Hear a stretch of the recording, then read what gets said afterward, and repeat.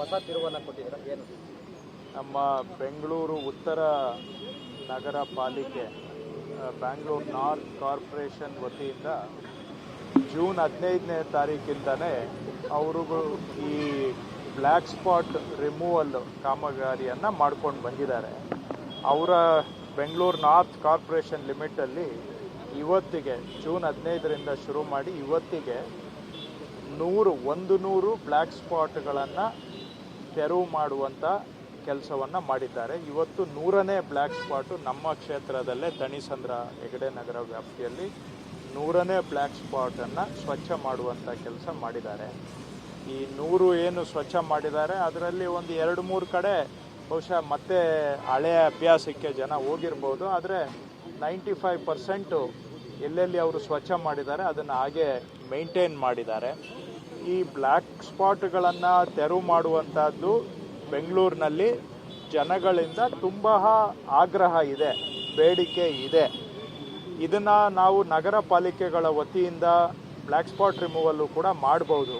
ಆದರೆ black spot removal ಮಾಡಿದ್ದು ಉಳ್ಕೊಳ್ಬೇಕು, ಸ್ವಚ್ಛವಾಗಬೇಕು ಅಂದರೆ ಜನಗಳ ಸಹಕಾರ ಭಾಳ ಮುಖ್ಯ. ಈಗ ನಾವಿಲ್ಲಿ ಬ್ಲ್ಯಾಕ್ ಸ್ಪಾಟ್ ರಿಮೂವಲ್ ಮಾಡಿ ಎಲ್ಲ ಪೇಂಟ್ ಹೊಡೆದು ಒಂದು ಸ್ವಚ್ಛತಾ ಕಾರ್ಯಕ್ರಮವನ್ನು ಮಾಡಿದ್ದಾರೆ. ನಗರ ಪಾಲಿಕೆ ಮತ್ತು ಸ್ವಯಂ ಸೇವಕರು, ಸ್ಥಳೀಯರು ಎಲ್ಲರೂ ಸೇರ್ಕೊಂಡು ಮಾಡಿದ್ದಾರೆ. NGOಗಳು ಕೂಡ ಇದರಲ್ಲಿ ಕೈ ಜೋಡಿಸಿದ್ದಾರೆ. ಆದರೆ ಈಗ ಸ್ವಚ್ಛ ಮಾಡಿದ ಮೇಲೆ ಮತ್ತೆ ಇಲ್ಲೇ ಕಸ ತಂದು ಹಾಕಿದರೆ ಮಾಡಿದಂತಹ ಉದ್ದೇಶ ಈಡೇರೋದಿಲ್ಲ, ಅದು ಫೇಲ್ ಆಗುತ್ತೆ. ಹಾಗಾಗಿ ಜನಗಳು ಕೂಡ ಸಹಕಾರ ಕೊಡಬೇಕು. ಕಸ ಎಲ್ಲಂದ್ರೆ ಅಲ್ಲಿ ಬಿಸಾಕೋದು, ಇದರಿಂದ ನಾವು ಬೆಂಗಳೂರನ್ನು ಸ್ವಚ್ಛ ಮಾಡೋಕ್ಕಾಗೋದಿಲ್ಲ. ಮನೆ ಹತ್ರ ಕಸ ಕಲೆಕ್ಟ್ ಮಾಡೋಕ್ಕೆ ಬಂದಾಗ ದಯವಿಟ್ಟು ಅಲ್ಲೇ ಕೊಡಬೇಕು. ಅದನ್ನು ಬಿಟ್ಬಿಟ್ಟು ತಂದು ರೋಡ್ ಸೈಡಲ್ಲಿ ಬಿಸಾಕ್ಬಿಟ್ಟು ಬೆಂಗಳೂರು ಕೆಟ್ಟೋಯ್ತು ಅಂತ ಹೇಳಿದ್ರೆ ಸಮಸ್ಯೆಗೆ ಕೇವಲ ಸರ್ಕಾರ ಕಾರಣ ಅಲ್ಲ, ನೀವು ಕಾರಣರಾಗ್ತೀರಿ. ಸುಮ್ಮನೆ ದೂಷಣೆ ಮಾಡೋದು ಭಾಳ ಸಲೀಸು.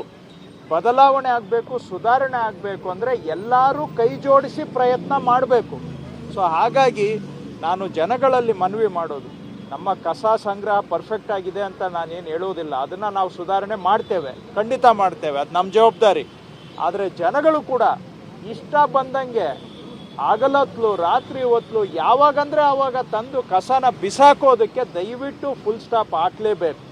ಇಲ್ಲ ಅಂದರೆ ನಾವು ಬೆಂಗಳೂರನ್ನು ಸ್ವಚ್ಛ ಮಾಡೋಕ್ಕಾಗೋದಿಲ್ಲ.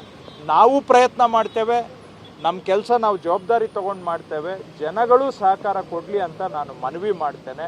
ಇವತ್ತು ಬೆಂಗಳೂರು ನಾರ್ತ್ ಕಾರ್ಪೊರೇಷನ್ನವರು 100 ಬ್ಲ್ಯಾಕ್ ಸ್ಪಾಟ್ಗಳ ರಿಮೂವಲನ್ನು ಕಳೆದ 1 ತಿಂಗಳ ಅವಧಿಯಲ್ಲಿ ಮಾಡಿದ್ದಾರೆ.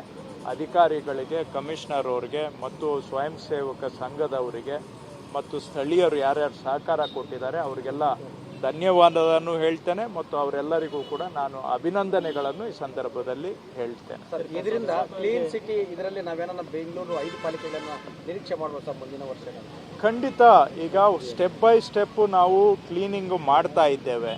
ಈಗ ಬ್ಲ್ಯಾಕ್ ಸ್ಪಾಟ್ಸ್ ಕ್ಲೀನ್ ಮಾಡೋದು ಒಂದು. ಕೆಲವರು ನಿಮ್ಮ ಗಾರ್ಬೇಜ್ ಕಲೆಕ್ಷನ್ ಸಿಸ್ಟಮ್ಮು ಸರಿ ಇಲ್ಲ ಅಂತ ಹೇಳ್ತಾ ಇದ್ದಾರೆ. ಭಾಳ ಹಳೆಯ ಸಿಸ್ಟಮ್ ಇದೆ.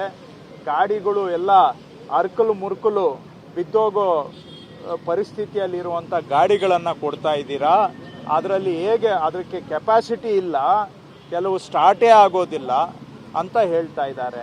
ಇನ್ನು ಕೆಲವು ಕಡೆ ನಾವು ವಾಸ್ತವವಾಗಿ ನೋಡಿದಾಗ 25 ಗಾಡಿ ತರಬೇಕಾಗಿರೋ ಕಡೆ ಕಾಂಟ್ರಾಕ್ಟರ್ಗಳು 15-18 ಗಾಡಿಗಳನ್ನು ತರ್ತಾ ಇದ್ದಾರೆ ಪ್ರತಿನಿತ್ಯ. 30 ಸಿಬ್ಬಂದಿ ಇರಬೇಕಾದ್ರೆ 20-22 ಸಿಬ್ಬಂದಿ ಅಷ್ಟೇ ತರ್ತಾ ಇದ್ದಾರೆ. ಇದನ್ನೆಲ್ಲ ನಾವು ಹೊಸ ಒಂದು ಗಾರ್ಬೇಜ್ ಮ್ಯಾನೇಜ್ಮೆಂಟ್ ಸಿಸ್ಟಮನ್ನು ತಗೊಂಡು ಬಂದು ಹೊಸ ಗಾಡಿಗಳನ್ನು ಕೊಟ್ಟು ಸಿಬ್ಬಂದಿಗಳು ಕೂಡ ನಿಯಮಕ್ಕೆ ತಕ್ಕ ಹಾಗೆ ಸಿಬ್ಬಂದಿಯನ್ನು ಒದಗಿಸುವಂತಹ ಹೊಸ ಗಾರ್ಬೇಜ್ ಸಿಸ್ಟಮನ್ನು ನಾವು ಇಂಪ್ಲಿಮೆಂಟ್ ಮಾಡೋದಕ್ಕೆ ಹೊರಟಿದ್ದೇವೆ. ಅದರ ಜೊತೆಗೆ ಪ್ರತಿಯೊಂದು ಮನೆಗೂ ಕೂಡ ನಮ್ಮ ಸಿಬ್ಬಂದಿ ಹೋಗೋ ಥರ ನಾವು ಮಾಡ್ತೇವೆ. ಇದನ್ನು ಹೊಸ ಸಿಸ್ಟಮ್ ತೊಗೊಂಡು ಬರೋದ್ರಿಂದ ಬೆಂಗಳೂರಿನಲ್ಲಿ ಗಾರ್ಬೇಜ್ ಮ್ಯಾನೇಜ್ಮೆಂಟು ಸುಧಾರಣೆ ಮಾಡಬಹುದು ಅಂತ ನಾವು ನಂಬಿದ್ದೇವೆ. ಆದರೆ ಎಲ್ಲವೂ ಕೂಡ ಜನಗಳ ಕೋಆಪರೇಷನ್ ಮೇಲೆ ಡಿಪೆಂಡ್ ಆಗುತ್ತೆ. ಫೈನಲಿ ರಿಸಲ್ಟ್ ಆಗಬೇಕಾದ್ರೆ ನಾವು ನಿಮ್ಮ ಮನೆ ಹತ್ರ ಕಸ ಕಲೆಕ್ಟ್ ಮಾಡೋರನ್ನ ಕಳಿಸಿನೂ ಕೂಡ ನೀವು ಮನೆ ಹತ್ರ ಬಂದಾಗ ಅವ್ರ ಕೈಗೆ ಕಸ ಕೊಡದೆ ರೋಡಲ್ಲಿ ತಂದು ಬಿಸಾಕ್ಬಿಟ್ಟು ಯಾವಾಗ ಬೇಕಾದರೂ ಬಿಸಾಕ್ಬೋದು, ನೀವು ಎತ್ತಬೇಕು ಅಂತ ಹೇಳಿದ್ರೆ ಅದು ಪ್ರಾಕ್ಟಿಕಲಿ ಆಗದೇ ಇರುವಂಥ ಮಾತು. ಗಾರ್ಬೇಜ್ ಕಲೆಕ್ಟ್ ಮಾಡೋರು ಮನೆ ಮನೆಗೆ ಬರೋ ಹಂಗೆ ನಾವು ಮಾಡ್ತೇವೆ, ಆದರೆ ತಾವು ಮನೆ ಹತ್ರನೇ ಕೊಡೋ ಸಹಕಾರ ಕೊಡಿ ಅಷ್ಟೇ, ನಾವಿನ್ನೇನು ಕೇಳೋದಿಲ್ಲ. ಗಾರ್ಬೇಜ್ ಕಲೆಕ್ಟ್ ಮಾಡೋರು ನಿಮ್ಮ ಮನೆ ಹತ್ರ ಬಂದಾಗ ಅಲ್ಲೇ ಕಸ ಕೊಡಿ, ಆಮೇಲೆ ತಂದ್ಬಿಟ್ಟು ಬಿಟ್ಟು ರೋಡಲ್ಲಿ ಬಿಸಾಕಬೇಡಿ. ಸುಮ್ಮನೆ ಅವ್ರು ಬಂದಾಗ ನಾವು ಮನೆಯಲ್ಲಿ ಇರೋದಿಲ್ಲ ಅಂತ ಹೇಳೋದು, ಅಥವಾ ಅವ್ರು ಲೇಟಾಗಿ ಬಂದರು ಬೇಗ ಬಂದರು ಅಂತ ಹೇಳೋದು, ಇವೆಲ್ಲ ನೆಪಗಳು ಹೇಳೋದ್ರಿಂದ ಬೆಂಗಳೂರು ಸುಧಾರಣೆ ಆಗೋದಿಲ್ಲ. ನಾವೆಲ್ಲ ಸ್ವಲ್ಪ ಪ್ರಯತ್ನ ಪಟ್ಟರೆ ಮಾತ್ರ ಸುಧಾರಣೆ ಮಾಡಲಿಕ್ಕೆ